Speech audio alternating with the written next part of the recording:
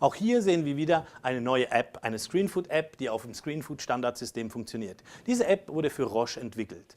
Diese App zeigt eigentlich die gesamte Produktentwicklungspipeline von Roche. Sie wird aktuell gehalten über das Content-Management-System durch jeweiligen Abteilungen, die hier präsentiert sind. Die jeweiligen Abteilungen haben die Möglichkeit, sich eigentlich in dieser App zu präsentieren und somit dort ihre gesamten Produktportfolio darzustellen. Das heißt, man sieht hier relativ schnell die Produkte, die entwickelt sind, die Produkte, die noch in der Entwicklungsphase stehen und in welcher Phase sie stehen. Ich kann hier also sehr einfach in ein bestimmtes Produkt rein. Ich sehe dann automatisch zu diesem Produkt entsprechende Videos, entsprechende Texte, entsprechende Informationen, die dann jetzt in dem Fall dynamisch aus dem Internet zusammengesucht werden, die ich dann auch mir hier sehr einfach anschauen kann. Natürlich auch wieder mit Ton.